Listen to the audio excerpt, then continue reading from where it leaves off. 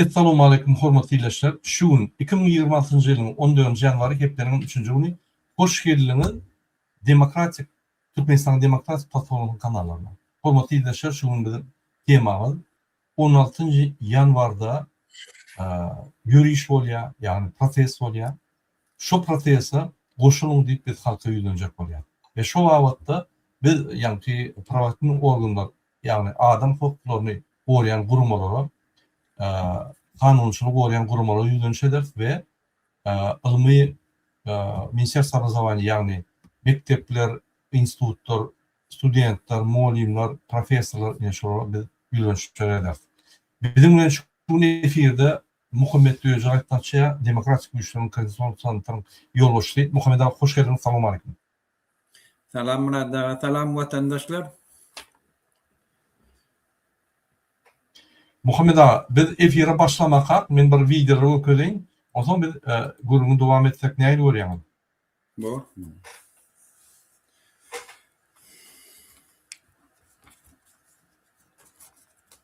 Yine hormatly dinleyijiler, şuraya TikTok'ta video aldım. TikTok'tan ünsüreklerden sizden görýäňiz özüňizim. Ünsürerim şuna. Ya bir. Şäher hakymlygyny bir ýyl bäri gatnap gelýän, hiç ýerleme kabul etmedi, kabul etmediren oklar ertirgel birunmeli. Bolanok ýok diýip ugrutýarlar. Ya aýramçylyk, ya gowestin bu şäher hakymlygyny bir ýyl bäri gatnap gelýän, hiç ýerleme kabul etmedi, kabul etmediren oklar ertirgel birunmeli. Bolanok ýok diýip ugrutýarlar. Ya aýramçylyk, ya gowestin bu gowestin nägelýär bolanok bitjenok. Dinlänoklarym jaňaty aýdar, jaňaty aýdanoklar özüni jaňaty ýazam ul jaňdy amalanoklar. Nä şunem oturdyk günür tany sen oturduk elim çagar. Ýolda ýatyp. Näzit bir agyna ýatyp ýaňy aýtdy. Nä ahutyn.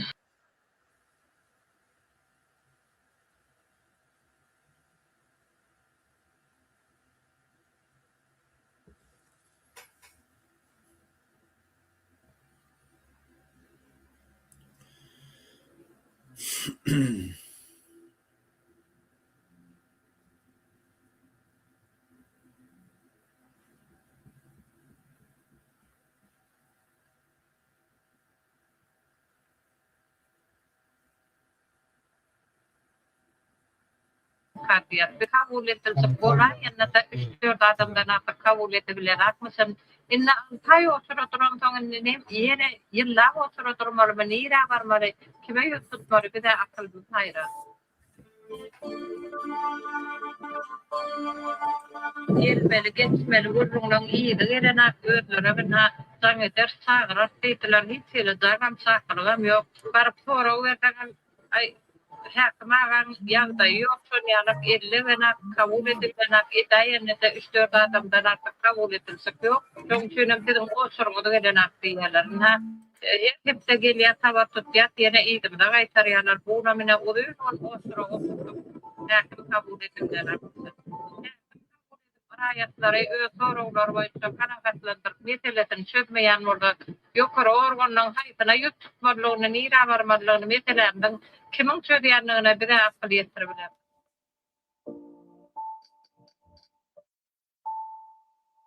Ýazmaçada ýutdy. Kreditine pul alyň, bankdan. Diýär. Bankdan ara kardyna pul alyň. Ýazmaçy.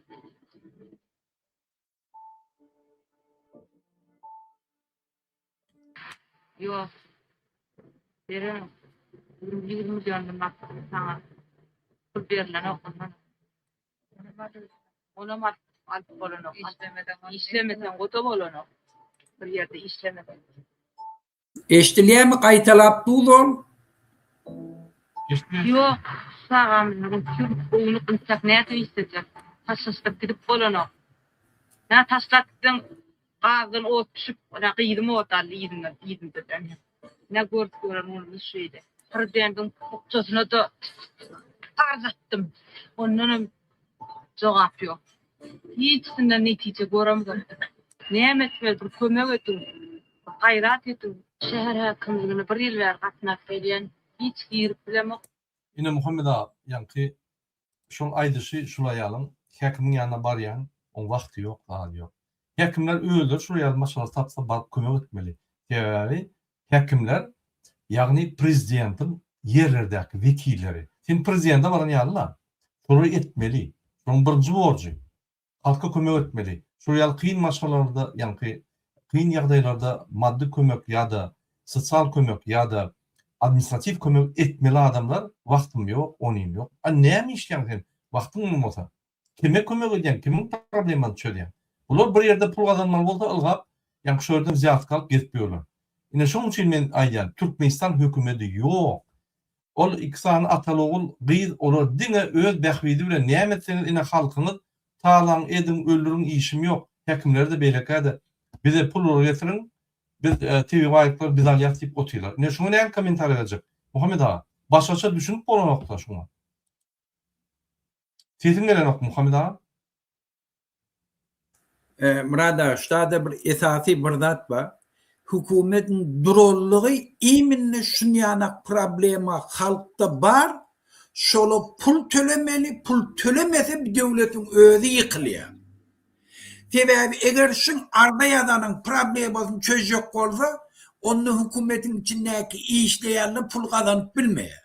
Pul kazanmasa da şu taýda oturup bilmeýärler. Olara aýlyk töleýänek, jaý alyp, jaýyň ipotekasyny tölesin, çağalaryny eklesin. Olara töleýän aýlyk bir gün iýjegine de ýetmeýär. Şol üçin bular hiç wagt sen ardaň maňa ýazdyň, men sen meseleň çözjek diýip, olar sana hiç meseleň çözebilmesele çözmeýärler. Ta sen pul berýänçe. Şol üçin olaň çöregi şun ýanak adamlardan. Pul bermese arda beter edilmeýär. Şol üçin biderek görürüm. Şu sebäpden biz protestde gatnaşmaly.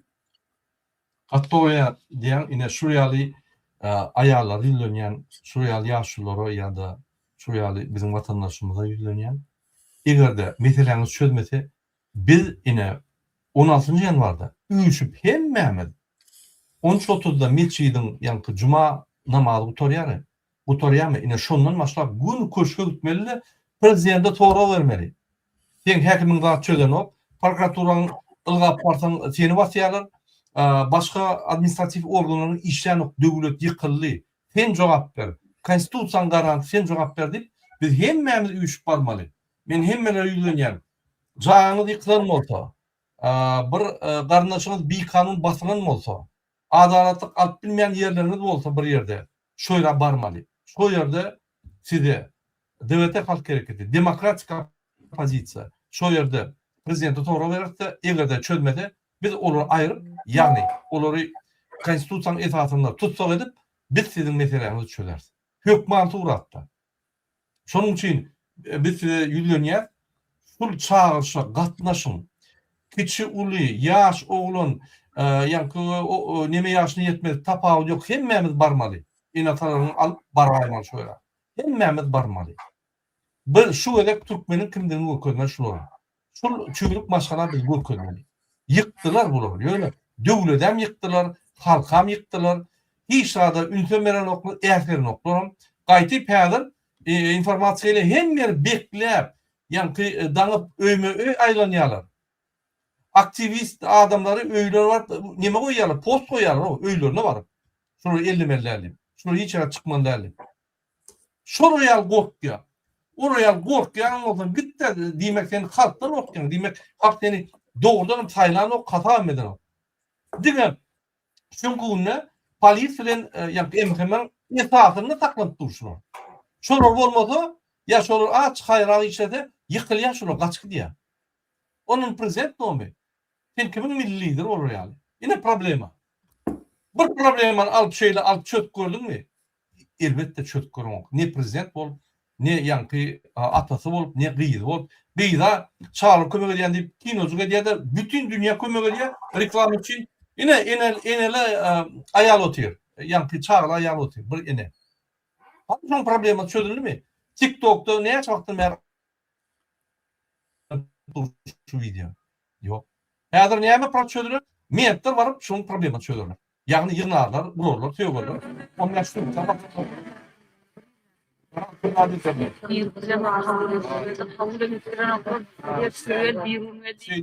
Türkmenistan'ın ministerler kabineti Muhammed Ağa, inni kuyudan okuyayım mı? Mehmet hakkımı talep etmedi. 8 çağırlara neme mümkünçülük dörediyen olsa Yine ikinci video seyredin.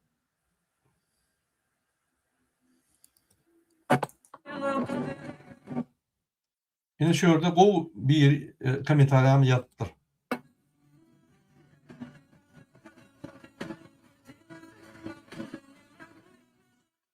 Yukarıda Aşgabat'ın yaşayışı, aşağıda da Kalkın'ın yaşayışı.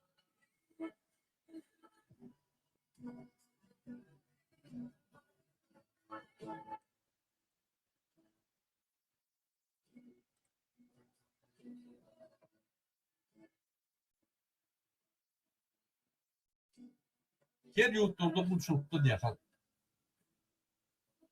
Yine Asuud Atman'ın aşağını bulup geçen de attı. Kepçekke. Esası milledim yankı daşırdı gibi işleyen. Yine video seyredelim Muhammed Ağa, bizim temamına değişli. Yine şöyle, ünitörün, men okap verin şunu, Mehriman Türkmen halkımız, görün çağları her mi? Çağlarını Türkmenistan'daki yukarı okul caylarına iyi vermeyen, daşı yurtta okudunlar. Çıktıcıları şondan 4 etse köp etiyerler. Bolmasa o 700 manat talip pulların yarışına remont. Abuna yadıklık mahtumulu yarışlar parça ve başka tölök pullarını alyan. İyiden 4'ten sonra çeyre entedip düzgünü harbi kullukdaki düzgünler taliplere hapa söyleyip kimtedip bilim oku yok dine konspekt yazıp geçerler. Ondan sonra Medeniyet İnstitut ve Minister Atagerli Sapar Muradov Lukmançılık Üniversitesi rektörü Nur Gözel Murat Nazarova взятка, korrupsiya anır başın çıktınız. Utonumu inni stolun süpüdüp hatta odnay kafe şuraya burada da diyebilirim, düşünemem. Umuman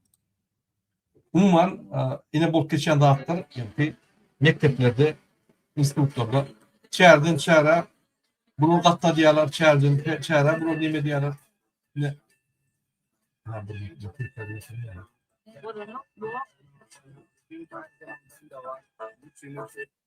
Yine Muhammed Ağa şuraya adayı yani çerden çere katta diyorlar. Bunun bir 700 manını taliplere, institut okuyan taliplere o yani her kili kurumlara, her kili gazet jurnallara, remonda, pul alyalarda qaytip ten bergen bolyan. Yine Türkmenistan. Şoň üçin daşyrda gidip okan dip maslahat berilýär. Türkmenistan'da bilim yok. Türkmenistan'ın institutunu tutarsan sen yokor bilimini çäreçi bolyan. Sen diplomun çäreçi. Sen çäreğe atlamakta en bir tayarlanan yokor derecede adam bolyan. Sen öz hünerin boýunça ya da diplomun boýunça ulu hüner bolup bilemok sebäbi. Hani gatnak gör 4'ten soň 4'ten çäre. Soň gelýäňiň ol kelläňe näme okuw ýermi? Yok, ya da 4'ten mer ayakta. Din janmaly, açyk özüň elmeli, otaň okuwat bolýar. Ine muňa näme diýjek Muhammed Ağa? Ve kıyınan tamam şunda şu Kurbanulu Berdi Muhammedov şu bütün birinciden medisine sisteman dargadan sonra okul sisteman dargadan şu karamzade Berdi Muhammedov. Bel kaslayın etti ödem dine şu tak bariyalları dine öz hizmetini öwürmek üçin etti. Türkmenistan'na yukarı okul jaylaryna absolutny okuyor. O taada diýken haramlyk. Hemme mugollamla dine pul alıp zatçötü koyarlar. Kıyızlaram zorlayarlar. Kıyızları eğer tenini bermesele şolara hiç zatçöt koyana. Şol için bizim imamlarımız mollalar ece kakala eğer çağalarının arasında bolmağını, kıyızlarının arasında bolmağını isteyen olsalar Türkmenistan'ın yukarı okuyacaklarına absolutne kıyızlarını uğratmalılar. ok çağalaryny şu tap uğratmaly. Mollala çıkış edip aytmaly. Eger dine ananyan bolsalar, imanlı bolsa birinci aytmalylar da şu. Şuna bes edin diýmeli. O halka yüzlenmek gerekke. Ştayn aras edip bolsa sen müňlerse Türkmenistanyny gyýylan arastalygyny saklaýbilýär. Bir tofor haramlyň öwüne geçibilýär. Bir tofor gaýty hem muny öwjek bolýarlar prezidenti, odan ejide ganimli odan halka öwýärler. Eýle bol, beýle bol, gelen yalamaç bolmasyn falan etmeňdi. Şol üçin eger siz yürekden Hudaýy ananýan bolsaňyz, dine Hudaýdan gorkýan bolsaňyz, eger imanly bolsaňyz, şu studentler siz halat etmeli bolýar. Siz mescitlerde 5-nji gün siz birinci bolup öňden gitmeli. Barmaly, prezidenti aýtmaly. Ey prezident gel, bizim ýurdumyz şeýle. Bizim halkymyz şunu talep etýär. Bizim ýurdumyzyň eje kakalar daşar ýurtda közenýär. Bizim çağalamyz berde haramlyga baş goşýar diýmeli. Bizim halkymyz eklep bilen ak iýjek dady ýok. Eger iýjek dady adyň yetmese, odan ogurlyk etmeli, dürli haram ýolla bilen pul gazanmaly bolýar. Şunu bir gel düzeldeýin dep mollaryň birinji etmeli dady şol. Halk aç bolsa, ol dindar bolmaýar. Halkyň birinciden garny dok etmeli ta, ondan dine baş goşup haramlyga baş goşmasyn. Her bir ahunam, her bir molla da şonu aýtmasa, ol anamsız, imansız, hiç zade anamya haramzade molla şolu. Dürlü bahaneler bilen abisniyene verecek bolýarlar. Biz prezidenti nemede efirde aýtmak gerekkä aýtmaly. Haýdy bir molla gelip Gurbanuly Berdi Muhammed'e aýdyp bildi. Bu aýdybam şu meseleni çözüp bildi. Bir ýerini aýtsyn. Onda näme üçin? Şu wagtda İranna buluşlanky Abdulaziz Mevlevi gelip her 5-nji gün ýurdun içindäki problemalary ýurdun ýokarky syýasy adamlaryna ýetişdirýär. Näme şol dindar dämi? Her 5-nji gün halkyň mescide ýygnanmagy iýminli felsefesi şundan ibaret. Mollalar şu halkyň hal ýagdaýyny bilip durmaly. Şonu çözmek üçin şola bilen maslahatlaşyp bilmeli. Şonna mollalar, imamlar halkyň içinden galýan adam, halk bilen bile bolýar. Şonu edibilmedik molla, imam ol imam değil. Oldu Murad abi? Doğru diýem. Muhammed ağa, menem ýülenjek bolýan şol bizim mektepde okudyan muallimlara, institutda professorlara, doktorlara, yönükön muallimlara, laborantlara, studentlara, mektepde okuyan okuwçylara, hemme gara şu ilmi bilim uğruna işleyen adamlar ýülenjek bolýan. Şäher bizim wagtymyz geldi. Biz şu boluwsuz bir masalaçy tartışyp bilýär. Dörtte turup çäre diýen. Näme ol? Näme çäreti? Kime göre o spektakller? Dine 2 sany ataloglu ýa-da 3 sany. Şular bular näme bütün dünýä kartin kökül halky şeýle taklap durar. Näme gerek şu zatlar? Biz sizin reformalaryny edeli. Häzir demokratik opozisiýaňdan reformaly şeýle gider bolan ýetişmerdiňiz. Artyn okuwlarsynız. Molim ýerine, student ýerine, student okumaly, bilim almaly. Öýlerin arasynda ýarışmaly. Biz ananyň 50 adamy her ýyl Oxford dilini garwady berer. Her ýyl. Hökümet ýanky puluny töler. Hökümet töler, şonuň bir borjy bar. Gelen soň 5 ýyl hökümet işläp bermeli. Pul berýär ýok. Biz Oxforddan, Garwarddan, ulul uniwersitetlerden muallimler getirer. Biz öz muallimlerimizi şoýra iyi bereriz. Tercüme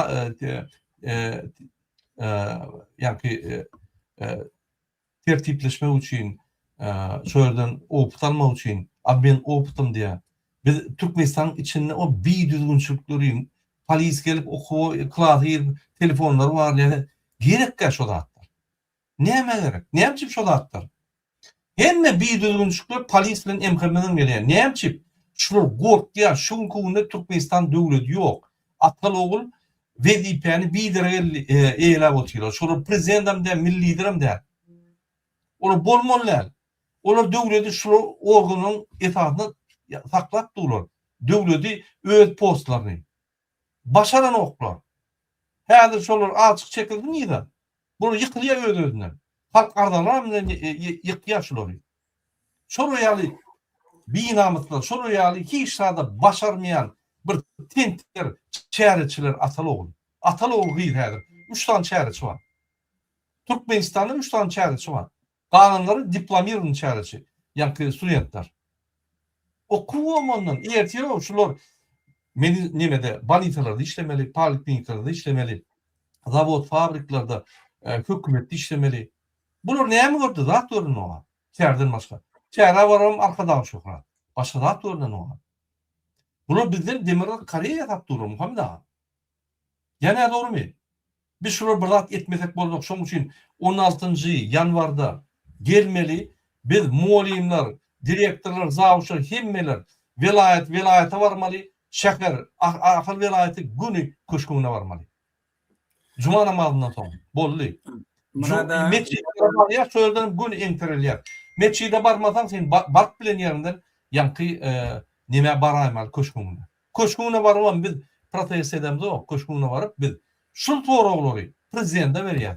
O, gara dağım, gara ödüm, sen konstitusiýaň garanti, sen döwletiň şu döwleti saklap durun. Ne yapacak şu sorular bolýar? Han jogap berdi, şoňa bar ya. O protest edip atlandyrýar ýöne biz adalet gözlemek üçin bar ya. Ona gözlemeden adalet gelmedimi? Gelmedi. Adalet gelir mi? Gelmedi. Sen adalata barıp ýanky ýygynyň gitmeden adalet ýok o, senden gaçýar. Adalet ýok. Paraxorlar gelip seňle ýanky paraxorlu sindirýär. Her bir türkmen paraxorluk etmäni mecbur. Sen ziyatka berinde senin paraxor. Her bir Türkmen Türkmenistan'da ziyatka berýär. Her bir Türkmen Türkmenistan'da eýýär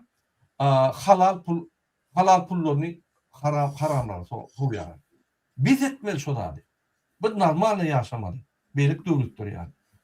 Konstitusiýada ýazylym biz sizden ýa bir zady näme dip size maslahat berende o konstitusiýada ýazylan bütün dünya jar edip gelýän Türkmenistan zatlaryny goraman çağırýar. Başga çağıranda. Bir üýtgeç zat çağıranda. Ya bir wezip aljak bolup, ya bir nemetjek bolup, ýok ho. Biz ýolumuzy açyp bereli, kanunlaşdyraly, faýlaly ipden adam gatnaşyny içinde bizden güýçli adamlar bar. Utdun gatnaşdyn, halka hyzmat etdin. Ine bizim maksadymyz beýleki döwletlerde ýaly. Şoň üçin bize gerek, size gerek, siz gözünýäňiz. Her ýerine çağırýar. Şu gerek biz alýas şunu, çözýäs meseleni. Türkmenistan dağımya hiç var. Türkmenistan hiç şart ýanky bolmaýar. Gaýtyp düzelýär. Gaýtyp bunu siýlap başlaýar, hormat goýup başlaýar. Bir 2-3 gün regulýar hawos bolar, ondan soň düzelip gider. Bütün dünýäde şondan geçmeden bolan o. O zaman düzelip gider. O hawosam halk etmez. O hawosam MHM politika gurbanlyk etdirýär hawosy. Ýürüýär. Boldy. Şoň üçin vatandaşlar şu zatlar bir TV gatdan berilen zatlar. Adalatly saklamak, adalat boýunça ýaşamak. Ahir zaman näme öňkü zamandan bäri doğun ata-babalarymyz doğun anlaşymyz adalatly gorap ýaşapdylar. Biz näme goramdyk şonu? Näme boldy bize? Türkmene näme boldy? Şonu aýtsana Muhammed ağa. Gede murada şu mugallimler hakynda bir daha edeýär. Gede şu biziň hemmemiziň aňymyzda mugallim diýen bir mugattas söz. Her kimi mugallim diýenne şoňa avtomatik organizm öwrenen, şu bir hormat bilen aýdylýar. Ýöne gynantagam 32 ýylyň içinde şu mugallim sözü Türkmenistanyň ýyrgän sözüne öwrüldi. Viziyat galýan, özüni oňormaýan, çärelere zorlayın, çağırlar zorlap alıp gitýän, pul ýygnaýan, hapa işlere baş goşýan, viziyat kalıp oka bilmeýän adamlara baha goýýan, şuňa öwrüldi, şu paniýatya öwrüldi. Şu sebäpden şuňa da esasy sebäp bolanda näme? hükümetin yani Berdimuhamedov'un döreden sisteması. Sistemasının suçnasından emedeni var. Muğullamlara dastatçına aylık tölenek ta isteyen muğullam o dini okunu üns verip çağalar okutacak olup bu şey etken işini dastoyni devlet tarafından baha verilip ve doğal derecede töler yanak sistemi yok. Şol için birinci şu zatı döredilen tebep neyme şu sistemi. Olan belkatlayın eden şu Berdimuhamedov. Şunu edebilmeyen devlet gitmeli. Muğullamla sizde günah yok. Siz mecbur edilen adamla bir sistemin dudağına geçip dudağına düşüp bedbaht marallan düşen muğullamla şunu. Şol için bir tarihi fırsat siz dastoyni muğullam adına eğer olacak olsanız hakikatten muğullam olacak olsanız halkın içinde avraylı olacak olsanız şu 5. gün okuyucularını alıp gelin de şu proteste katnaşın, şu proteste öz isteklerini de aydın, yankılı atla. Hiç dünyanın hem yerine de bağlar. Bolmayan da adam da kaytım devlet borçlu şunu etmen. Siz eğer şey bilseniz, Muğullumun hakiki hürmetini yine kaytarıp getirirdiniz. İkinci de Muğullum protest hakkındaydın da adam. Ve bir tağdın organizmin esasi gerekli ne mi? Bolovoy çustvet yani bir tofar problemi bolonla eyyem signal veriyor. Ağrı görünüşünde, temperatura görünüşünde, kızarma görünüşünde. Ve de ürünleye yani sana signalle geliyor. Senin son şunu liçid edecek oluyor. Protest demekle halkın ardaları metbuatlı partiyenin bulmağı şunu обществоda bir tağdın organizmin yankı veren balovoy signalları, simptomları çıkarayan dağıtlı. Eğer şu bulmasa o tağdın organizmde, tağdın devlette. Şol için devlet öşük olsa, yurdun içindeki problemleri vaktini bilip, vaktini çözgüt gözde, çözgüdün tapmak için mekanizmları tapmağa vakt veriyor. Şu sebepten istenlik обществоda. Eğer şu mekanizmle işlese devlet parafatçılıklı ösye, heminşi ösye. Problemleri vaktini çözebiliyor. Şol için biz şu mekanizmleri tədiden dikelçik oluyor. Bizim şu tak parmağımız şu yurdun içinde problemi var. Problemleri çözmelem ola birinci aşağıdakiyle işlenem. Aşağıdakiyle işlem ola bireyen biz meseleleri çözerdik. İnne şun hem düğü kim, elini konstitusiya koyup, Kur'an'a koyup, kasam için kim, biz şun yanına varacak oluyor. Sana biz vatanımızı, mülkümüzü, canımızı, namusumuzu tavşırdık, seninle cevap verdi. Ve devletim hükmen şuna cevap vermeli. Ve polisiyalar da, kovupsuzluk kulluklarım, şuna barayan adamla kovupsuzluğunu üpçün etmek olan esasi borçları. Şunu etmedik polisiye, cinayetkar Türkmenistan'ın konstitusiyası boyunca. Dünyadaki normativler boyunca. Şu sebepten şu harekette polisiyalar, kovupsuzluk kullukları borçlu. Sizin kovupsuzluğunuzu üpçün etmek. Bollum burada. Sağ olun Muhammed ağa, yine men kadrlar okuttuğum sizi güllermede. Gattor ve lakkeştiniz. Biz sizi kanunçuluğa çağırıyor. Eğer de siz fikir etseniz, ay hazır boyda gözüm yumsak var. Dine ervetleşiyor. Senin 34 yılın. Dine ervetleşkeli. Sen bizden ses çıkan o. Biz aytmalı, reaksiya vermeli. Yine sen bir yankı 10 adam olup bir tamda oturuyorsun. Biri haramlık edip, yankı bir parvalık edip, biri sana bir hüppeçilik edip, guvurunu edip, eşini alıp, yırtıp dağıt edip, vurup seni itelep otursa, 10 tane adam otuyor da bir yıl seni itelete, daha da seni mintum otursa. Hiç tapdiyim ben. Görmedik sıranı. Beylekem arkadan şokrat deyip gıyır otursa. Berekella şeyteni, şeylere, yankı hedile diye şundan da deyip otursa. Beylekem yallaklap, onun yanına gelip, ay sen mala diye, sen vuruyan hemmeler, sen berekella, sen bizim yollaşığını deyip otursa, yine şu neymiş bolya? Şu iki adam neymiş ediyor şunu? Sen vurulayan adam reaksiyon var. Şimdi mi oturuyorsun? Kim olur? Atalı oğlu gıydı. Hiç kim. Halkımızın yanında hiç kim. Bir prezident postu oğlu değil. Oğluna padarka verdi. Beylikti, yak milli lider postu öğüne padarka verdi. Gıydam çıkıp bütün dünya öğüne reklam ediyor. Yankı meclis olacak bu. Bollu. Her gıydı meclis olsa bollu kutorlu Türkmenistan. Kim diye Türkmenistan devleti var deyip? Yok. Gurbanistan var. Bir muhayyedefler var. Bir yok o yerde. Ne yapacak? Ses çıkan yok. Neyalıkta bildiren yok. Her aydalar Murad abi neyalıkta bildiriyor, ses çıkarıyor. Yine yankı hava ba al. Şu dağıtlar bir kamçık olan doğu olmalı. Berdi Muhammedovlar, Berdi Muhayyedovlar kaçıp gitmeli. Şunu doğru mu internette? Şunu kaçıp gidiyor. Çıkın köşkününe, ben size söz veriyorum. Köşkününe bardınız, samolyot uçup gidemezler. Kaçıyorlar. Yeniş bollu. Beylik halklar geldi, görüşmediler o. Köçede vuruşup, atışıp daha dedi. Biz şöyle barvillik bollu kaçıyorlar bunu. Bunun düğü yok, düğü çürük. Keyfine Türkmen halkı şunu çürük diyen o. Keyfine çürük tohum diyen o şunu. Men tohumunu devletim veren o. Hemme de hatta korkuşup yatıyorlar. Köşkte yaşarlar her.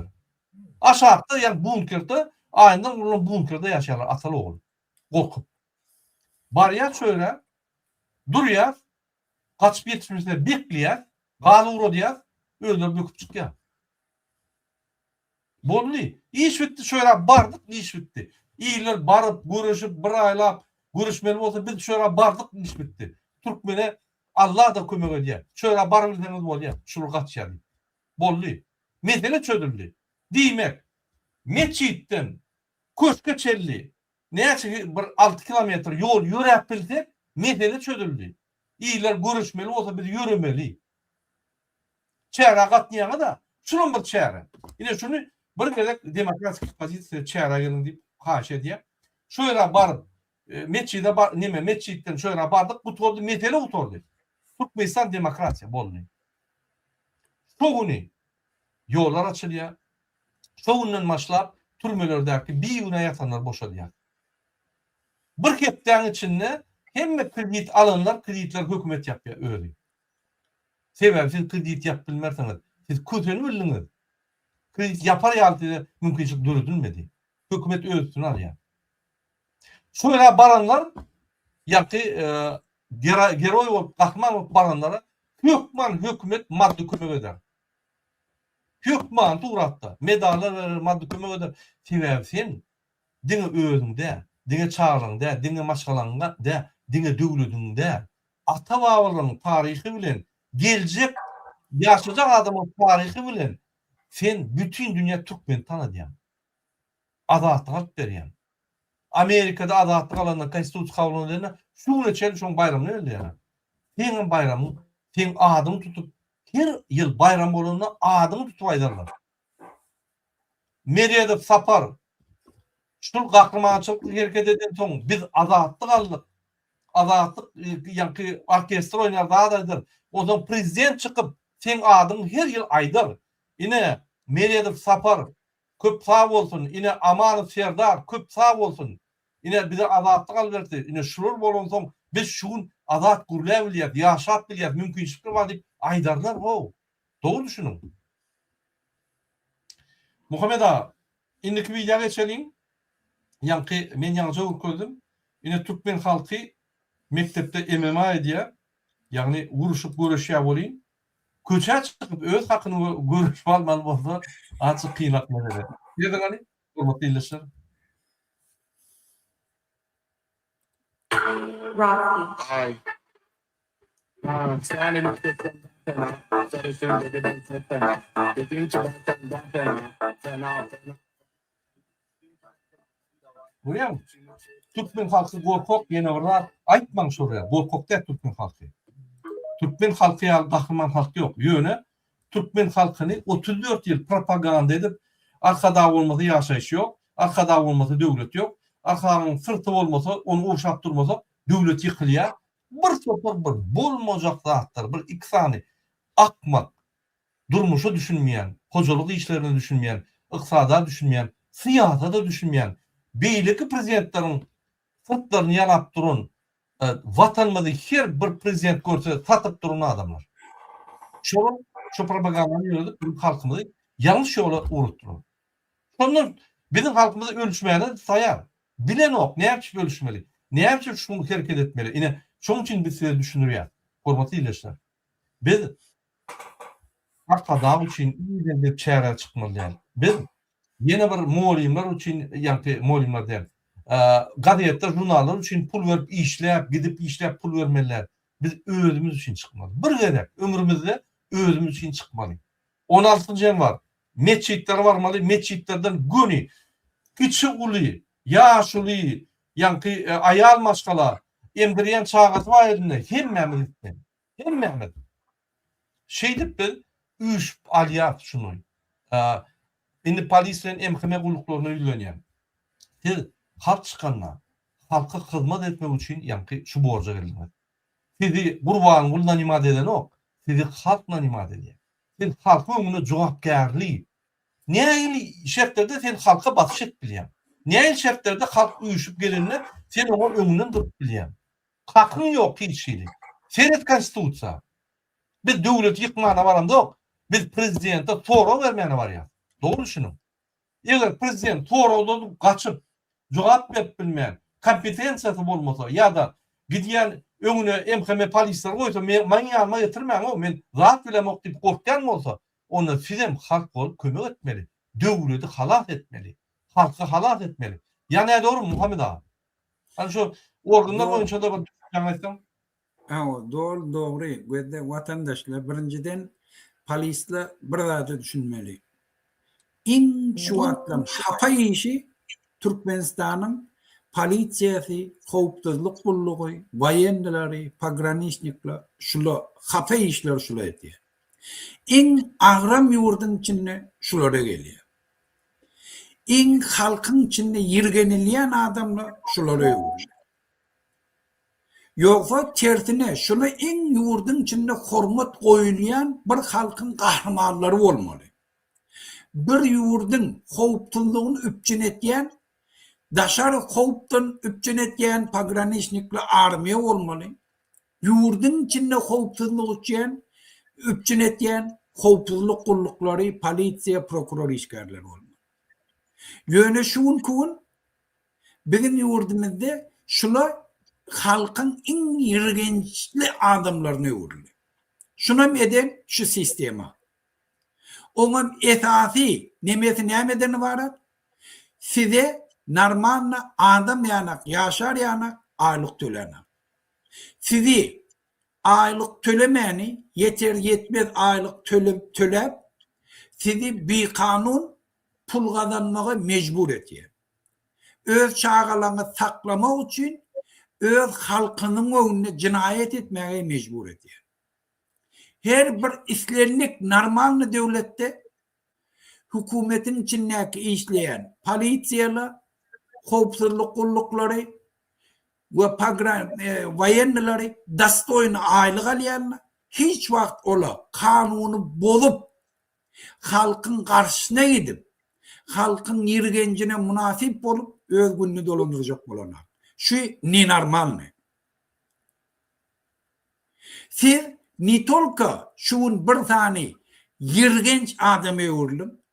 Sizin normal ýaşaýyşyňyz ýok ýurdun içinde. Sizin en neme Türkmenistan'da bir grajdanın hakkı bozulýan bolsa, iminne hukuk goraýjy edaralar haklary bozulýar. Ola 8 saat işläne, ola 24 saat işleyen. Özüm giyce unni söwürük gedýärler. Özüm namuslarını deyip söwýärler. Hem hemmiş hukuk koruyucudaki işleyenin içindekiler ağzın nekili hapı söz. Özüm sevgiyeler öz aşağı nekilleri. Şol için vatandaşlar, hükümetin içindeki işleyen, kovsuzluk kulluktaki işleyen, siz dastoyna yaşamaya münasip adamlar. Siz şu profesiyon taylaptırsanız, ne için öz yurdunuzun kovsuzluğunu üpçün etmek için, halkın içinde avraylı yaşamak için, dastoyna aylık alıp, öz aylığınız bile dolu, maşgalarınızı üpçün etmek için, öz işleyen vaktinizden son, kararınızda alyan pensiyanız bilen özünüz dolu üpçün etmek için. Yönüşlüğün hiç kayısını şu devlet size veren. Sizin hemmeniz vaktlayınca serhoş bolyanızda en sonunda kurtarayan yeriniz turmuyor. Halkın içinde bir avrayı bolyanız. Çağalan gözünde binamız haramzadı bolyanız. Siz öz ananlayan dininize, anamıza karşı gittiğiniz. Siz özünüzü Müslüman kasap edip bilen de. Sebebi siz mecbur olayanız namaz okuyan adamı getirip önüne durup zorlap arazı çırmeli domuz etini yedirmeli. Siz şunu etmeseniz şu tadı işleyebilmeyiniz. Siz feraizi dininizi yerine getirebilmeyiniz. Sebebi sizin yokordakiniz eğer sizin mescide gittiğinizi görse, eğer namaz okuyanınızı görse sizi işten çıkarıyorlar. Sizi türmeye batıyorlar. Şol için siz hazır hükümetin içindeki hukukçuluk kulluğundaki işleyenler. Siz bir adamla ki halkın içinde bir namus, bir vicdan, öz ruhi anamızın önüne imansız, öz ananyan adımıza uyup feraizi dininizi yerine getirip bilmeyen, hükümetin önüne olan kullarını öğürlen adam. Şu sebepten şu hareket, şu halkın hareketini kollap, şolun kovupsuzluğunu üpçün etmeklik, sizin azat bulmanıza getiriyor. Birinci sizi halk tilap başlıyor. Birinci yol açacağınız yurtta avraylı, dastoyni, imanlı yaşamaya. Şol için gelin 5. gün halkı kollap da halkın kovupsuzluğunu üpçün edip şu şartları, şu asudalığı, şu halkın dastoyni yaşamağını, baktlı yaşamağının önüne geçen, yurdumuzun bağlığını teteklere talap veriyen ve hem bedbahtlığı bizim halkımıza şunu tedavür eden adamı gelin cinayeti işe çekelim. Siz şunu şey etseniz Türkmenistan'ın konstitüsyonuna vefalı bulunuz. Eğer yöne şunu etmeyen halkın karşısında etseniz bütün ömür siz cinayetkar. Hem halkın önünde, hem kanunun önünde, hem dünyanın kanunları boyunca. Siz adam hukuklarının karşısına gidip adamın karşısına cinayet eden adamla bol bütün ömür iyidirlanıp gelecek adam. Bütün ömür sizin tohum tüycünüz, sizin edeni işiniz için kemtirip, utanıp ve hem yurdun bedbahtçılığını şu haramzadalardan deyip barmak bilen görkedilecek adamlardır. Şol için gelin şu tarihi günne bizim halkımızın parakatçılığını üpçün edin, konstitüsyonu bozuyanı, yurdumuzu tağlayanları aristavad edin. Bollu. Paul Muhammed Ağa, yine ben burada da dedim, hem pensiyonerleri oynayanlar, hormatly pensiyonerler. Dedim durmuşsunuz, garip durmuşsun. Açana çelimiz garip olmalı.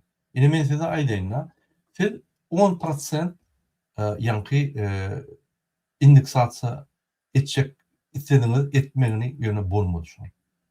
Yine ben size bir yankı statistikanı koyayım. Türkmenistan'da näçe tane pensioner var? Muhammed abi gelin seyredelim şoma. Yine Türkmenistan'da statistika, ofitsialna hükümet veriyor şu statistikanı. 1628 adam, 1628 1370 tane pensioner var. Yine şular 10% talep edenler, yani 10% hayiş edenler, ünitver Muhammed ağa. 30 doların 10%'ı 3 dolar var ya. Yani 3 dolar köpülse hükümet 1628 1.628 370 bin adama 3 dolardan köpülse aylık 5 milyon var mı ya? Yani 1.678 adama takminen sonra 3 dolardan bersen yani pensiyon indeksasyon eten 5 milyon dolar var mı ya? Yine ünitverin arkadaş şehir 7,5 milyar yine plan yeri 450 milyon ölmetçiydin oraya arkada da ölmetçiydin yani Türkmen maşyalı öldürüp şöyle yani Nimet memorial çek oluyor da adına bak şöyle çok onur yani 5 milyon olarak dolar adamın pensiyonunu kaldırmak için. Unutmayalım. Bir top 1.670.000 adam bir güne yani şu indeksasyon olmadan sonra kötülüyor. Şolori yani şolori 10% pensiyonu kaldırmak için bize 5 milyon dolar merekkel. Ondan pes gerek. Şu neden o? Şu men şunu haramlarda diyetim ben okuyonu diýmeli bolýan. Serdar Berdimuhammedow Şoruýaly akmak, şoruýaly biheppe, bitertip, biperwalyk edýär öz halkyna 5 milyon dolar bir obyekti gurmaýda sen. Ya bir obyekt 450 milyon dolar urunda, ýa-ki şoň 5 milyon ekonomiyetde halkyna berýärsen. Yok bermeliler. Yok etmeliler. Näçi? Halkı açlıkta saklamalı. Onu halk olurun işleri yok. Halk gündüzü oradan görüyor. Men şoň üçin size diýen. Bir günlük işini taşlap, birce gün öýlerinden soň özüm abiyede çeli işlem, okuw gidin. Abiyetden soň peýapkan taşla, hemme adam taşla gelmetçiydi, metçiden ýöreli, iş bitti. Portfelini itiren olsam teýär portfel atdy. İş bitti. Molimler, studentler, pensionerler iş bitti. 10% daha del bitse de 30 dolardan birinci yıl 200 dolar çel kaldırır pensiyon. 200 doların şunun yine näçe bolýar? 40 manat bolýar. Pardon, 4 manat bolýar. 4 manat dolar pensiyon. Derrew şöyle barýar, köşkü şunu gaç gidiýär. Wagtyn hökümet öyle diýär. Edil birinci 10 günde pensiyonu kaldırıyor. Birinci 10 günde. O 3 dolar değil. Bu normal pensiyon olur yani. Yaşap bile yani pensiyonu kaldırıyor. Bolli. Näme gerek? Bir uruşmalar, meçhitten köşküne diye baraymak gerek. Bolli. Şoň üçin men pensionerlere öýlenýär. 3% 10% değil. Bir senin pensiyonu değil. 800 kaldıralım. 800% kaldıralım. Gelin şu meçhide. Şondan ýörek gidelim. Pensiyon adam gülýäli bor. Öz başlap ýaşap bilerdiňiz. Dastoyna ýaşap, ýa-ki konky aç galyn gaza ömrüni. Allahjan, Hudajan size ýaş berdin. Şol ömrüňizden bir ýaşap bilerdiňiz. Onun aýlyk momy, ýa-ki pensiya 30 dolar. Gülkünç. Sen garyplykda saklaýalar. Sen giýje bunu Sovet Soýuzyny işledin. Giýje bunu ondan soň işledin, döwlet galdyryp. Näme sana 30 dolar pensiya berir ýaly sen ýa-ki olardan haş edip alan o senin gazanyp goýan puluny ýygyň aýtyryp berýär. Şoň wagtda sen ýa-ki pensiya işleýän edende 80-nji ýyllarda sen näçe pul işleýän edýäň bilýärmi? 30%, 27, 15 bilen 27% arasynda işleýän edýäň. Şo ýerde 92 köpükdi 1 dolar. Häzir hasaplap görün, näçe hökümet size berir bu? Ine senin hakykal mal pulluğunu 30 dolar pensiya olmanın. Nirde var 30 dolar? Nirde var pensiya 30 dolar? Aynen Afrika'da da yok. Nirde var? Hiç yerde yok. Bay döwletde bütün dünya alan edip dur. Biz bay, bizde hemme zat ba. görünýän gelin delegatsa Türkmenistan okuýar. Biz pullarymyzy nira goýjagymyzy bilemok diýip, 4-nji ýerde gar diýip. O $30 pensiýa ýok dünýäde. Sebebi bunun halk bilen işi ýok. Bu halky ýa-ni tähsirini oklar. Biz inni almaly şolary. Bolly. Bizi agyr urunda ýaşadyp birli bolunny. Şoň üçin gelin mesjidden göni köşküne barary tamamlady, mesele tamamlandy. Eýýam kazandy, jaýlary gurtdy, özlerine nime garaşyp duruşýardy şolary. Kaç gidýär şolar. Kim adam noty, dogan almışlar içeride. Gitjek bol. Baran şoýra ile bir söz berýär. Onun üçin pensiýa alýar. Onun üçin de 8 etse pensiýa alýar. Dostojny ýaşap bilýär. Şoň üçin pensionerler ýölenýär. Barın, tire gerek şol. Biz bu ýagdaýda ýaşap bilenok, o mümkin näme? Biz ogurluk etbilenok. Biz ya korrupsiýa etbilenok, hem işlenok. O näli? Sen şu wagtda gidip ýene bir işlejekmi? Eýem işläp möşwerini berdim sen hökümete. Bolunny. Indi hökümet taň bermeli. Indi şu ýaly Muhammed ağa. Burada goşşok şuna 1.628 san pensionerimiz var. $1 versen $1.600.000 gerek. $2 versen takminan $3.200.000 gerek. $3 şoň pensiýasy köpeden 10% şoň isleýän adny. Görgüler 10% işleýär. Isleýär $3. $5 milyon $. Şoň gurrun ne diýär? Haramzadalar. $5 milyon bir aýtyn obyekt gurmaýda 100 milyonlap. $5 milyon halkyna beräýdi. Etmez ol. Prinsip hak baýap başlar. O niýasyň diýşýäli. Adamzatda näçe 4 kilo gan bar, birden 4 kilo 100 gram bolsa, ol başgalar pikir edýär. Onu ýa men aýdap bolýar diýip ýa-ki aç 3 kilo 800 gram bolsun niýe gany. Köp bolmasyn niýe? Şu ýaly haramzadalar gelip bizim döwletimizi eýlep portretlerini goýup arkada Türkmen başy ýygydyp bizi başga ýollar gitip barýar. Durdur şunu. Bizim şansymyz bar. Häzir fokus Eýranyň fokusu şu ýerde. Tähir galsak bu näme Trumpyň fokusu bolýar. Hiç kim atyba bilmeýär, barma bilmeýär. Biz çyksak boldy. Bizimni kazanmaly läl. Beýlik döwletler ölüşüp daýy. Biz diňe ýürüş etmeli. 6 kilometr ýürep mesjidden köşke barmaly. Boldy. Uttuk şo. Bu tordy mesele. Muhammed ağa, indi söz sizden. Burada bir Berdim Muhammed'in ayarlığını var canlı. Hiç kimimde devlet doğrunu istiyor. Devlet doğrunu istiyor vatandaşlar. Bir pasajerski samolyotu alıp $40 milyon şonu täzeden nemedip içinin mebilinde adını ütködüp altından tuvalet vurduruyor. İçinde altından $40 milyon şol için ödem hiç kim. Şu $40 milyon bilen 10 yıllap aladasız pencerelerin aylıklarını or börsen kalır böyle. Hiç zat, hiç yöne duran samolyot şol. Dine şun sestirazi ayarlığını eylek beylek minik gitme için sarp olan pul. Vatandaşı şunu eşten adam o zaman gelip şun karşısına sesini çıkarmada binamız, vicdan, imansız adam oluyor. Yalan olsaydım, onu beni ötünçtü oraya. Eğer şu yalan olsa, şuna yalan ne? Onu ben sesimi çıkarmayayım. Eğer doğru da olsa ses çıkmasanız binamız. Şuna sesini çıkarmayın geçseniz muallala, hükümet işgärleri, kovpsuzluk kullukları, prokuror. Eğer şuna sesini çıkarmasanız siz binamız bir kanun. Hiç zadınız doğru değil. Şol için vatandaşlar, bizim häzirki etçek koyan zadımız hiç bir kıyınçılığı yok. Hudaý şu wagt gabat getirdi hemme fakti.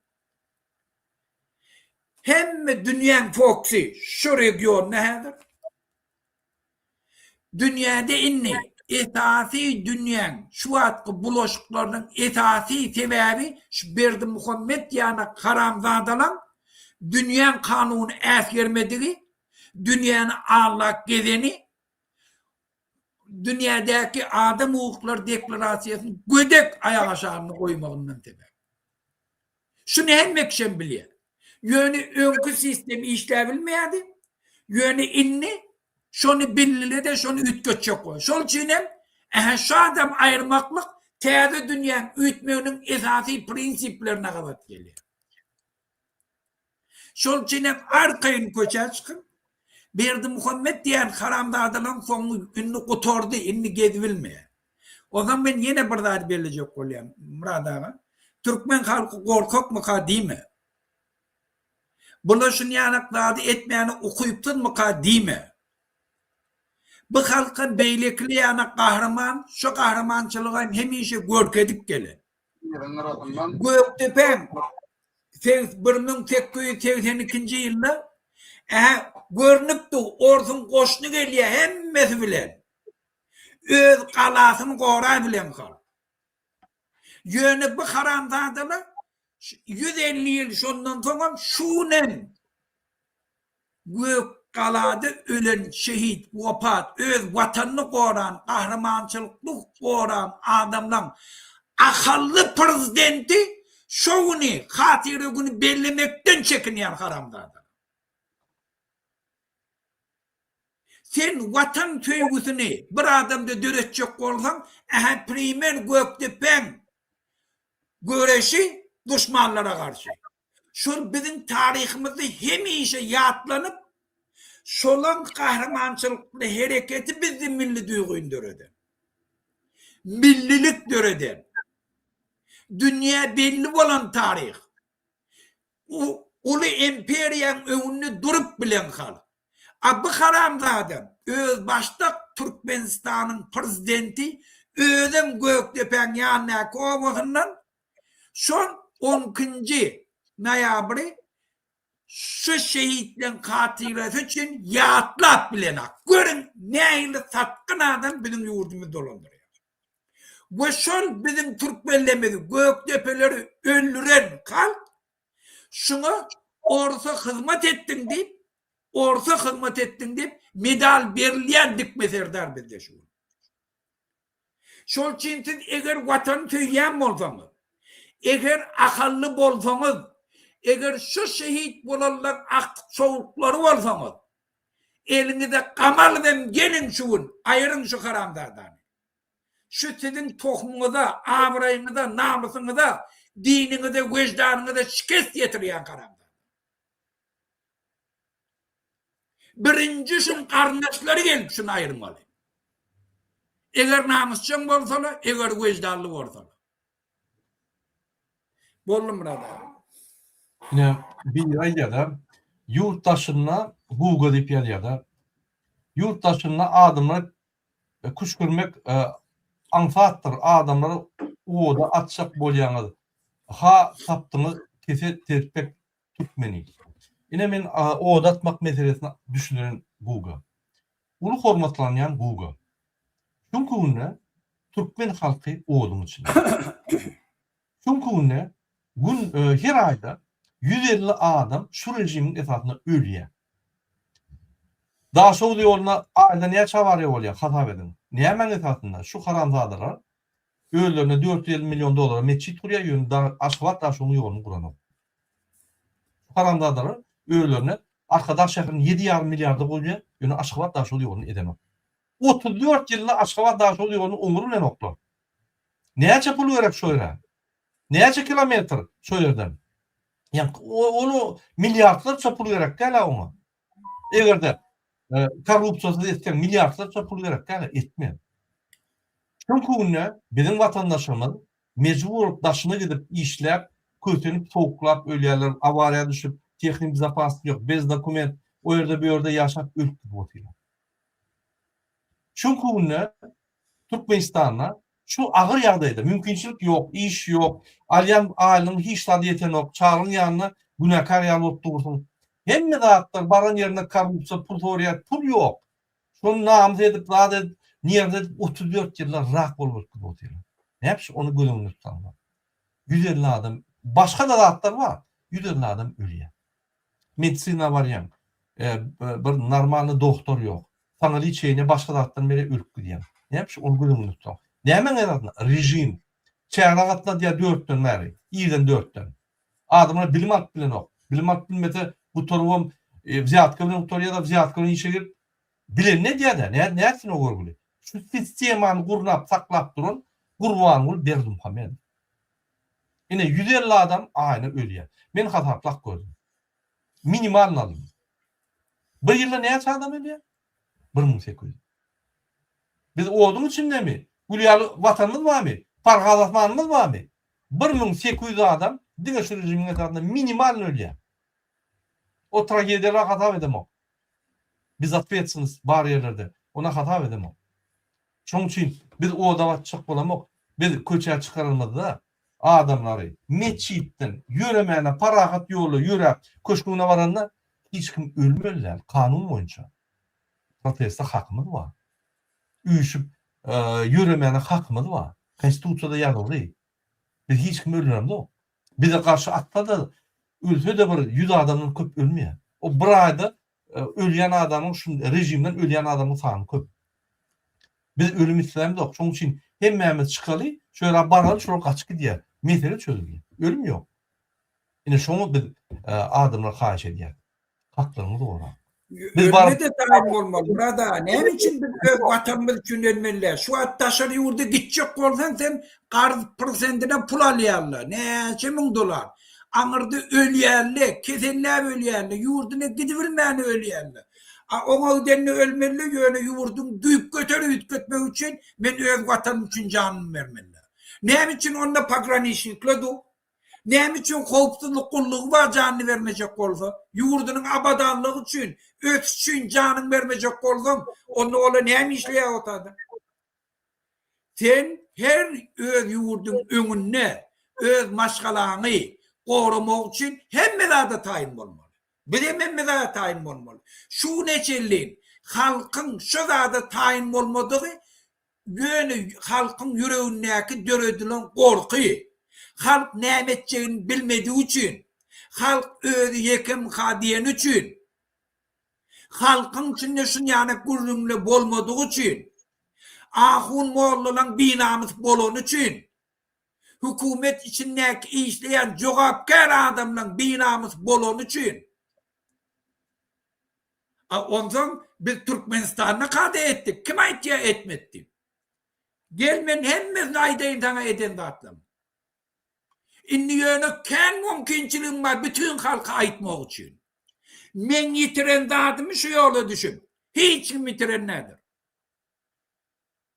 Şol için yalandan biderip nemetmesin KGB'şlik. Binamız haram dağıdılar. Öz vicdanının, namusunun, halkısının karşısına gittiyerler. Vatanın korumak için ne için canından geçmeliler? Kanunlu korumak için ne için canından geçmeliler? Namusunu korumak için ne için canından geçmeliler? Ne mi öyünge gelip kıydın alıp gitseler? Ne mi zat demeliler mi? Ey binamı sen kıydını medin sudun içinde hem medat etiyerler. Sen kıydını aktını göğü. Prezidente padar gelip veriyerler. Yalan mı? Eğer yalan olsa tüf yüzmedi ya. Ey haramzade, sen kıydın Araplara satıyarlar. Ey haramzade, sen ayağını türmeye varacak olanı türmeyen ahlamikleri yatırıyarlar. Yalan mı? Şu namus için canın vermeliler mi? Haramzade bilerek gelip aytiyan zadını gör. Eğer şu gepten sonra beni kellen kayrılıp aytsan, yerin aşağına girip ölmüyorsun haramzade. Nimede Muhammed ağa, bu Gurbanulyň aktivistleri hem yerde adını koyman, kliç koyup adet öyle yani. Binamız şolçin, haramzade şolçin değil ya. Ferhat, yine 5 yıl uğraşanlar Muhammed ağa, şu neçelli, men şu Gurbanulyň ideyasını gollap, ideýa da yok da öyle boş. Yok ideya yok. Gurbanulyň gollap, bunu yazýar. Yani fake account'tan ýöne bir gerek bir çıkıp aydan ok. Yine men yankı iyilikler çıkış edip aydan ok. Yine men arkadamı golyan, zat edýän, şükür edýän, zat yok şolar. Yazılýany bar, ola men hemerler. Ya da bir ağlığı düşenler. Atanlı. Men şolçin aytdım ya, Gökdepeli şehit boluşylan ata babaları. Ortlara karşı göreşim. Şonu bellemeyene korkuya haramzadalar. Binamız haramzadalar. Ular vatan ne için Amerika bey? Yani 3 gün 4 gün bundan önce bir tane ayal, Amerikan ayal, ular Trump'ın programı boyunca İspesnaslar gelip imigrantlar tutacak olanla özünü okunu oklat öldü. Aha beygit yandat bir halkı. Grajdan imigrantlara zat değil mi? Bizim yurdumuza pena getirdiler. Olan hakkı başladı yaşamaya deyip özünü okunu tuttu. Aha şola kahramanı şu yurdum. Ödüm yaş gelin Muradağa. Gördüm ama gördüm. Ey binamız haramzada. Sen yana haramzada bolon için Türkmenistan'ın bar gazını ortaya da verip otuyorlar. Sen yana haramzadalan çektirip yazyan için Türkmenistan'ı hiç kim, Türkmenleri hiç yerde askermeye. Ey binamız. Sen şahit yanzadın için İran'la Türkmenleri sıylamayarlar. Afganistan'la sıylamayarlar. Ne için Türkmenler ölümden korkuyor diye. Ey haramzade binamız. Namusunu, dinini, vicdanını, vatanını korumak için canın vermeli. Oğlum Muhammed ağa, yine men yine bir belli yaklaşık olayan hazır bizde TikTok'ta efir gidip söyledi 96 adam var. Men şunun komentarlarını okuyup vereyim. Gıysa severim. Şunun bizim umum efirimiz var. Hatta biz umum efir ediyoruz. Yine mesela için yazıyorlar. Aleykümselam. Men başından okuyup vereyim. Sağ ol Murada. Okey. Selamun aleyküm. Yayın donuya. Okey. Murada Türkmenistan'ın internetini kesiyorlar.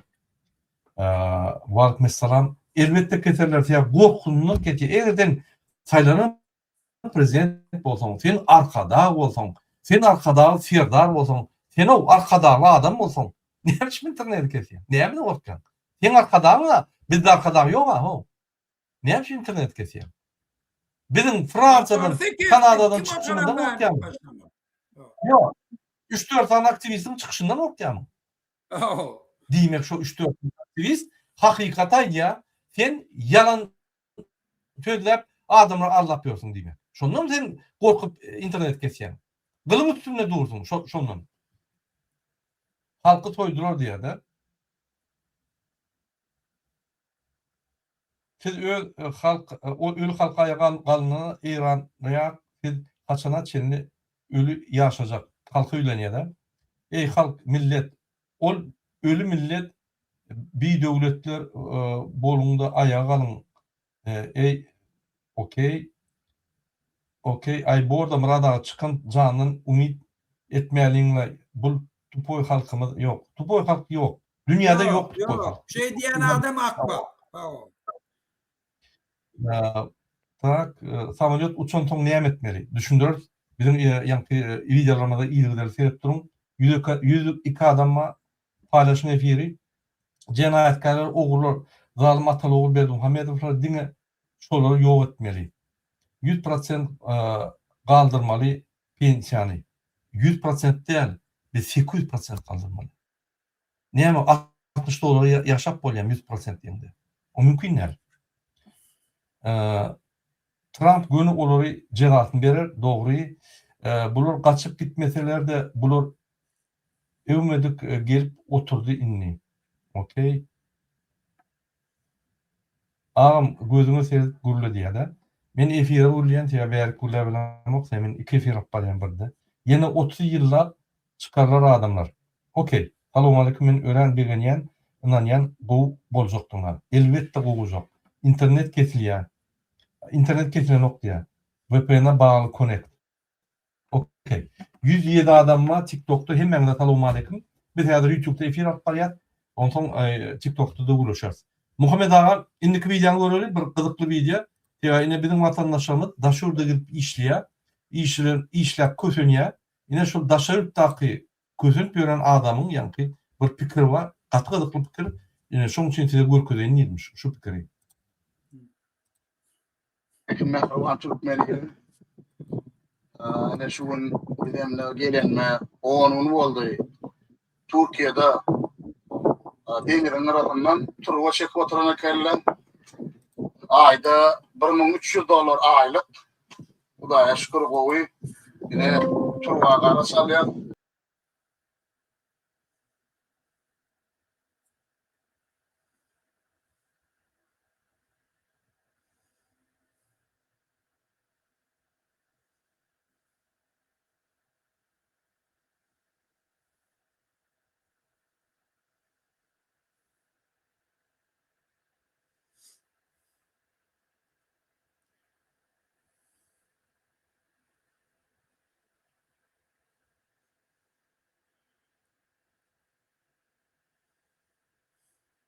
Lavoyda yine bir yerde kovu yerde iştiydi lavolin.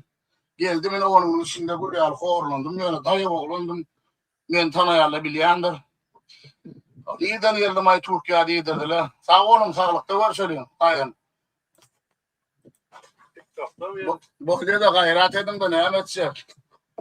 Ene $1300 dik bile şuna geldigine ne hiweden el ayagam. Näme etsekdi. Siz bir geläýmän, o geläýmän, bir mandan beräýmän, aýallap getirdiler. Ýöne näme etsek, bilet almaly indi netip bolsa. Bir aýlyga näme bolyn, ine bir aý işläýin 5 mandan alyp ondan gitsemem bolýar. Bana 3 ýaş baka gelmedim lay. 22 milyona geldim. Gülýärler, illeri ýaly plança milyona däller. Ine üstü başyma geredin. Mazut. Elmem zan. Asan näçek ýermen bir çukur gazyp sonda ýatýan näme deň. Ine şolar ýa çukur. Öýle ýok, onuň şunlala gazyp teýle gazýanda ine. Mene görýän men mehriban ýyleşer. Türk diýleler hatanaga wadyp gelämen salyga ýok berdi. Salyanaga bar eken bizde dedim. Yağlaman gazyp dur. Ana şu musanada şu ýa-da ýapmalda turýar. Ýylja bolup gaýrat edin. Böyle sağ olun, sağ. Selamun aleyküm mehriban Türkmeni. Ne şuun edemle gelenme onun oldu. Türkiye'de deňirin arasından turga çekip oturan kelle ayda $1300 aylık. Hudaya şükür gowy. Ine turga gara salýar. Diýbini almaly ine şular ýaly edip o edip gagyp öldüm öldürmeli. Reşe gidip şunlar edip işler kazanacak oldum. İşler olayım. Bir vakit yatan gelip Türk'le götürüp bir şey edip. Yine hormatly ýerleşler soňra çelle öýüňi TikTok'ta tap bilerdiňiz. Yine bizim bir vatandaşymyz hakykat aýdýar. Taşyrdy gidip turgan kraskalar çukur gazyp çukurun içinde ýatýar. Itin bunu görýär. Para hadatman, arkadaly terdarymda şöhrat, arkadamda şöhrat. Hudaý şükür şolun janysa para hataplar Türkmenistan. Para hat bu mena köçüde nime meydanda ýatyp çukurun içinde. Näme aylyk gadan maşgalatyny eklejek bu. Bir topar Rossiýada buruşukda ýat, uslowiýa ýok, sowukda işläp ýören görgürler. Közün onun arkyny tutýanam ýok, hökümet ýok. Pasorsa bir jaňat, men aýlym meren oklarya bir zat bar ýok bolşýardan. Gaýdyp jaňat etme diýip ýa gaýdyp muňa töýär. Türkmenistan. Men ýalňyja ýa-ki Liwaň adamlar bilen görüşdüm. Özbekistanyň adamlary bilen görüşdüm. Murad ağa diýär. Türkmenistanyň Özbekistana girmek gaçan sat diýär. 3 minut. Özbekistanyň Türkmenistana ýajak bolsaň, kim sen näme çyk gelýän, ne milyon soru bolar. Türkmenistanyň Özbekistana çykjak bolsaň, indi diýär elektronly viza diýdiler, elektronly viza ýok diýär. Sen gitmeli ýa. Bizim doğru anlaşma şöylerde ülke diýär. 3'üne ýetişemdik diýär, 40'ına doğrudan ýetişýär. Türk Aşgabat'a gitmeli, o ýerden ýa kaş etmeli, o ýerde de oçat garaşmaly. Onun meşgulun alýan. Çykdyjyň kadaplasam şöyle barma bilmem, pulumu torýar diýär. Masarşyk däm şu. Türkmenistan para hadatman. Şu para hadatman wara. Häzir Iranda da para hadatman. Häzir Afganistanda da para hadatman. Häzir ýa-ki nimede de para hadatman. İran'daki adamlar turundan häzir buluşdy şol. Sebäbi olur indi çydaýlan şu para hadatmana. Ýaşak gördüler. Komeyni bilen parahat atmanlar. Hemme zattan kesildiler. Ine turdular. Häzir atman bulaşar, yönü düýürler. Seredin 60-ny 70-nji ýyllarda Eýran näme ösýärdi? Sovet Soýuzynyň ýokurdy. Seredin näme ýa-ki alymlar zatlar. Şuňa akybet aparagy bilen ulaşdy. Ol gatda urdydy. Mana şu ýerde bizde Şweýçada hemme alymlar ýa-ki daşy migrantlary Eýranlar diýär. Gaty nime? Sen servisde görmersiň, awtobus türýär, guruluş diýär, türkmenler ýaly. Görmersiň, ýa pizza daşýar. Ýok. Hemme alymlar Eýranlar diýär. Bular gaty uly ýa-ki düşünjeli bilinler. Uly çäre gatdan ok. Dörtde turup gidip arkadagy şöhret diýip stadionda oturan ok. Hömeýnem bolsa da şoňa da näýärde? Hömeýin şonu etdiren ok çäreler. Şoňda da näýärde? Şoň üçin biz bara şurada diýmeli. Muhammed ağa, başalazymyz ýok. Ýanky adam dogry aýdýar. Mena gaýtjak diýär. Ol ýanky gaýtjak diýip näme diýär? Näçe adamyz bar, onun meşgulyn berip oturýar görüldü. Şöýden gaýtsa maşgalat ýykylýar. Maşgalan bir topar maşgalary taklýar. Diňe öz maşgalat näme? Beýlik maşgalaryny taklýar. Boldy deliň o. Molimlara, studentlara, mektepde okuyanlara, onun enatalaryna, üniversitede okuyan profesör, doktorlara boldy maslahatçylyk durdulyň. Давайте нормально ýaşaýyn. Beýle kartlar ýaly üseliň. Tupoy bolup gallyk hemme gurdan. Türkmenistanlar bilen guruluşdan ýa-ki käwak janyň awya bulyň pikirleri datlary ýapyk döwletde ýaşasaň, işlap görmedik bolsaň, janyň nime diýär? Beýle de bir adamy saklap bolarmy? Sen türmede aşlyga saklasaň, sen informasiýon aşlyga saklaýan türkmenleri. Kulanyň Serdar Berdimuhammed ýörüte diýär şunu. Siz aşlykda saklaýar. Informasiýon aşlykda. İnternet kesýär. İnternetde almak VPN bolmasa internetem ýok. Ine şuraya Muhammed ağa senin bir komentar verdin şu ýa-ki ýaşula. Arada şun Azatlyk radiosyna bir habar berdi. Krasnoyarskda nefteperarabatuýşy zawodyň işgärleri massawy işden çykýar. Gör. Neft zavodda işleyen adamlar hemmesi bir yaman o profesional işde. Özüm Türkmenistan'ın esasi pudoklarynyň biri.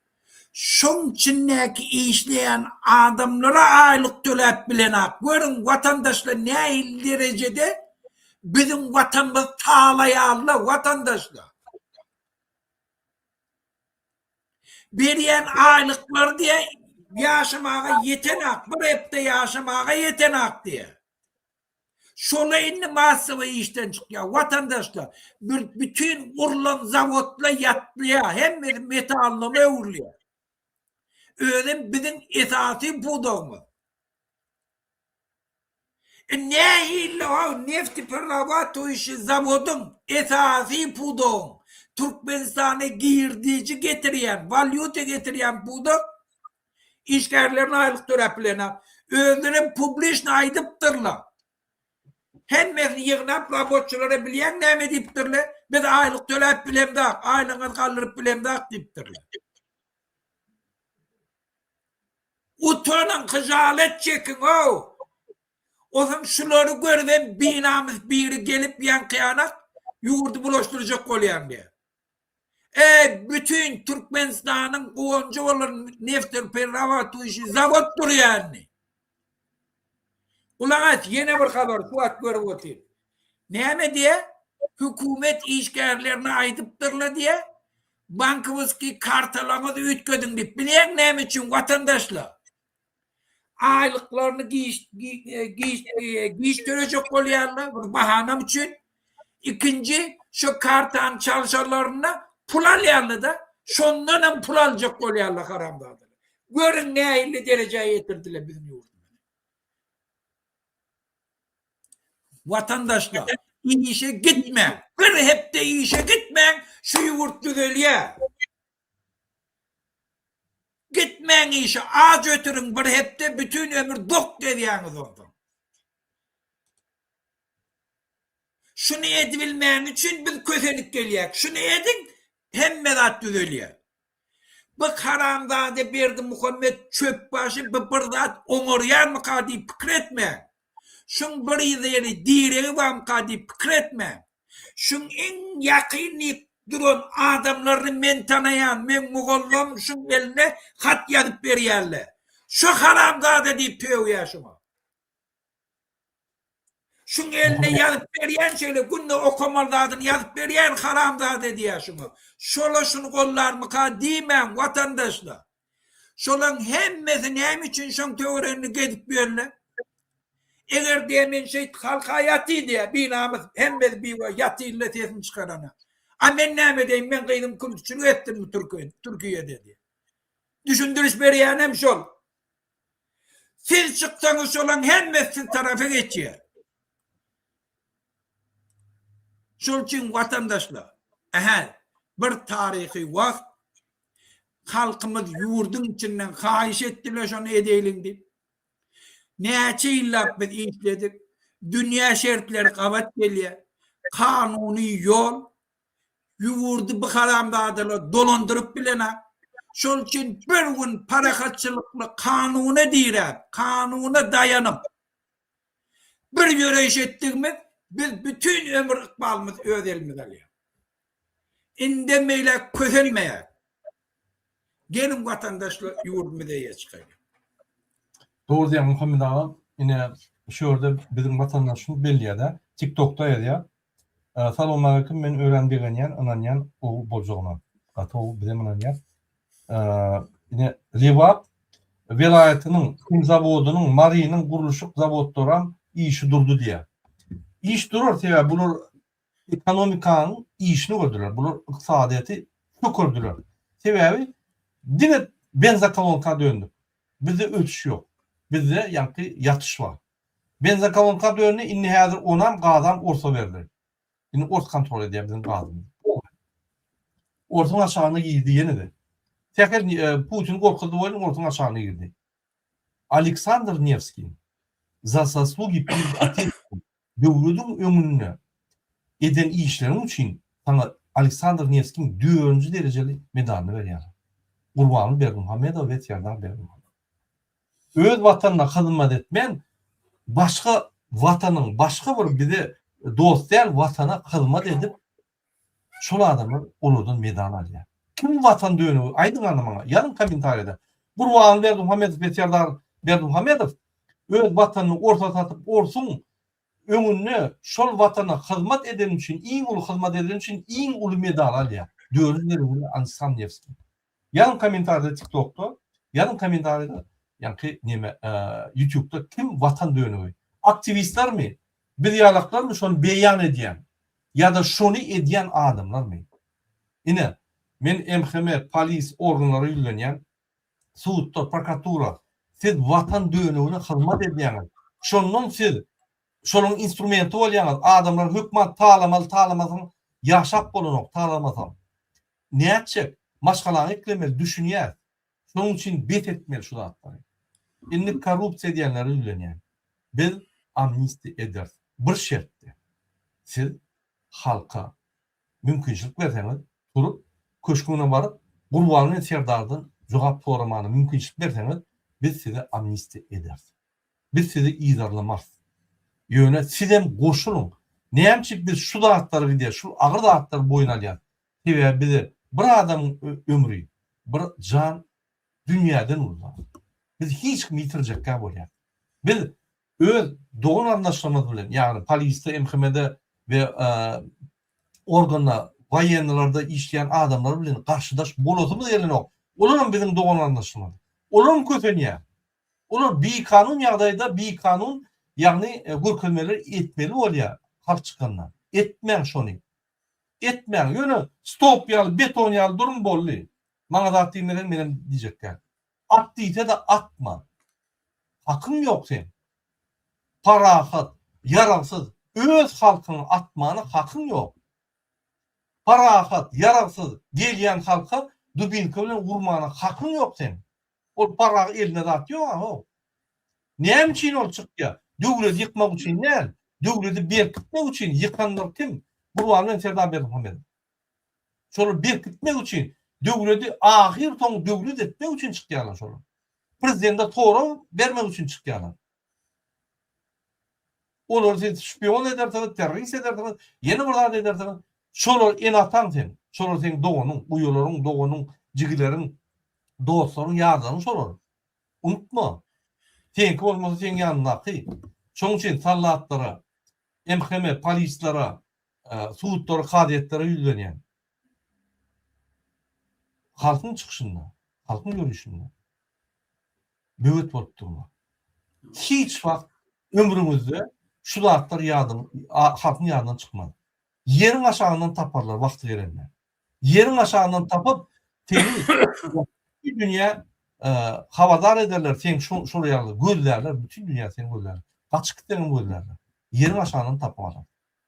Her kimi identifikasiya edersen, kim halka karşı giden olsa, her kimi gidecek yeriniz yoktu. Şoň üçin şu zatlara barmaly. Sizin hem probleminiz ýet. Size de hormat koymaly. Hakykatdan hem halk. Sizin edýän işiniz adalatly bolmaly, kanunly bolmaly. Bir tane, iki tane özüni oňurup bilmeýän akmaklaryň bir kanun görkezmeli, dil görkezmesini etmeli, olar tutulyny aýdar. Bizim bol çeken adamız yok. Özünden bilmedi. Biz ýöne halka ferdiň diýsek, olar öldürdir halky. Biz olar soraýar, sen niye dedin şol halk öldürene? Näme üçin gürlemedin? Ay men näme dedim olar köplük, men näme dedim, meni öldürürler diýip aýdar. Günäni siz atar. Şoň üçin günäni almaň halkyň önüne, Allahyň önüne. Halky bolan, golap bilen okma, dur. Başga da etme. Goşulma.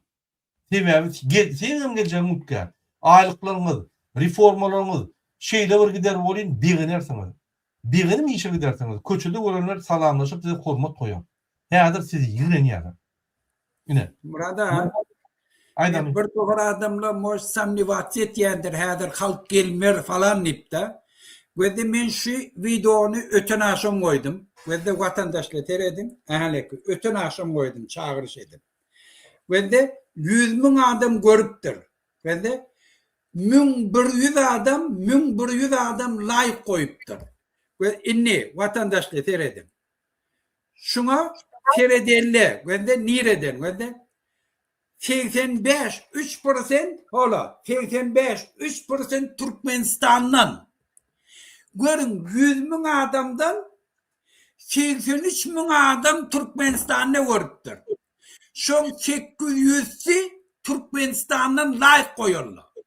Yani halk tayin etmeni, hareket etmeni. Şoň için bir yerden başlamağa hemme kişi şoňa garaşyp oturýar. Şoň için biziň etjek bolýan adamymyz kanuny iň ansat ýoly.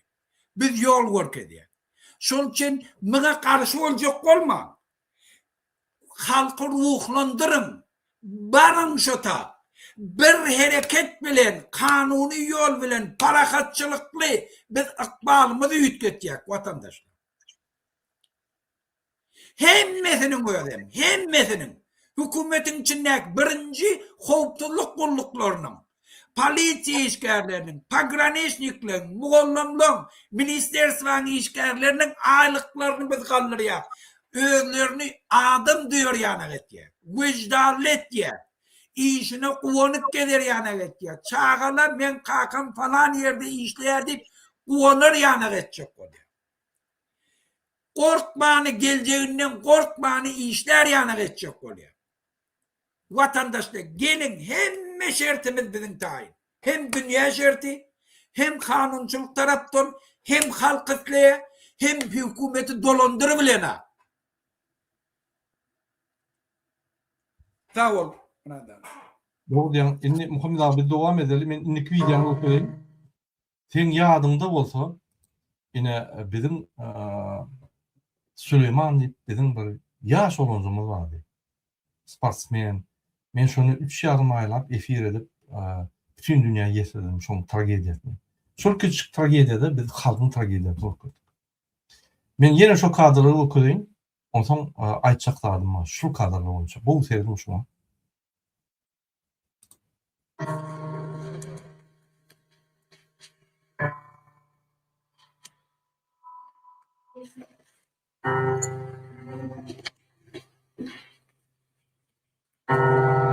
Plazma ağırlığının dikkatli koyulması.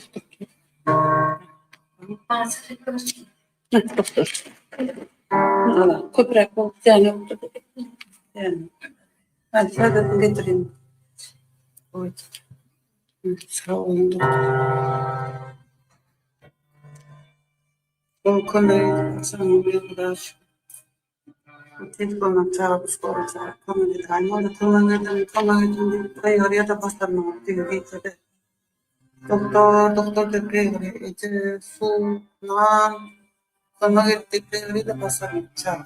Temperatürü götürüp bastırma. Abi oldu. Temperatürü iyice kandır. İyice yaman oldu sanırım.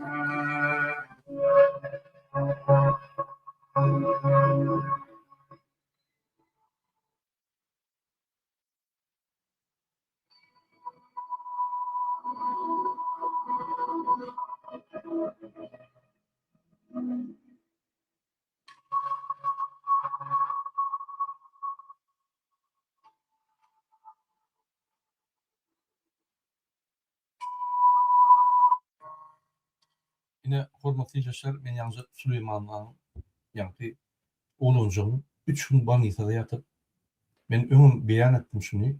Gökdepen töweregine ýa-ni urulup şulan ulu adamlar vurup organlaryny gaýlap erkek organlaryny şeýle gaýlap vurup şonam Aşgabatda getirip banysa aldyrman. Aşgabatdan Daşowda gidildi. Şu erbet ýollarda ağlap nime edip şöyle ilk günde 3 gün banysada ýatyp öldü şu şahs. Şu şahsyň tragediýasy bizip näme olur diye. İstenik çağıramy. İstenik wagt şul tohum ýa-ni çürük tohumy ölüp. Şun ölen jaý, ölen ýeri ýöne ýatmasyn. Biz hökman görüşmeli. Ine şul paraga datmanyň aşagyny bolunlar üçin. Şu ýaly taryhlar köp. Bir topar adam gorkýa, derew emhime gelýär, jaýlap duran ýerine beýle gürlemäň, eýtmäň diýip gorkudyp. O ölümiz sinanok, dirimiz sinanok, pensiýerlerimiz sinanok, işleyen, daşurda girip işlek gelýänler sinanok, goýberenok, gelenler deport edýär. Şolar häzir Türkmenistan saklaýar. Bular hiç kimde sinanok, ýaşlary, ullary, studentleri 4'ten akıtıp çağırarak diyorlar. Okuçulara bilim vermeyen köfeýärler. Şu sistemany gurup taklap oturunlar, ikisany akma. Çürük tohumyň vekilleri. Bir-birini arkada. Bir-birini alawaýy serdar. Biz şu edek diýmasak, bizde alaçýar. Biz ertir size aýdarys kim näme edilýär. Saylan instrumentlary. Bize instrumentler verir. Nämet bolýar. Şu ýagdaýda nämet bolýar. Bu ýagdaýda şular samolyotun gaçkypda nämetler biz hemme zatlar size düşünýär. Ýöne bir zat gaş edýär. Herekete girer. Bolly. Türkmen bu ýaly ýaşap bilmeýär. Türkmen herekete giremeli. Türkmenligiň görkezmeli. Biz gaçyp oturup bilmeýär şulardan. Bizi öldürýär şular. Biz şulara hiç zat diýme reaksiýa bildirmän otursak, ine gördüm. Şu kun.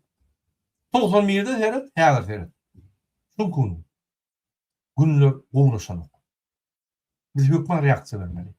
Şoň üçin demokratik watan Türkmenistan döwleti halk hereketi ve demokratik opozisiýa siziň hemmäňizi 16-njy ýanwarda meçidin öňünde garaşýar.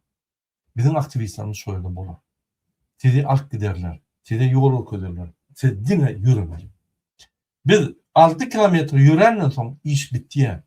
Şul atalow gaçky diýär, ho, şu halk bir urdan ýürep başlada gaçky diýerler şular. Biz şöyle bardyk, yeňiş. Ölmem ýok, atawym ýok, kılışmam ýok, zadam ýok, yeňiş boldy, şo. Bu tordy. Türkmenler bir okatman bütün dünýäde mysal bolarlar, rejimini ýeňip bildirlerdi. Bolmasa biz demokratik ýaly rejimi bilýäňi-de. Ine Muhammed ağa, senin bir jemle, şuňdan biz efir uturaly. Men ýene bir näçe ýa-ni bir ýyl berdi. aýdyň sözsüzden. Böyle burada benim hemme Türkmenistanlılara açık olan bir mümkinçilik, bir şans adı. Hemme de çuat kabat geldi. Şol için dine bizim isleğimize bağlı, bizim aygıtlarımıza bağlı. Biz eger şu hareket ettik, biz yurdumuzda iyi çıkıyor. Biz göçdarlı, imanlı bolýar. Biz indenmeýle hiç wagt yurdumuzy hiç kime talatmaýar. Özümize hormat goýdurýar. Daşar yurtda kösenmeýär. Öz geleceğimizi doğru üpçün edebilir.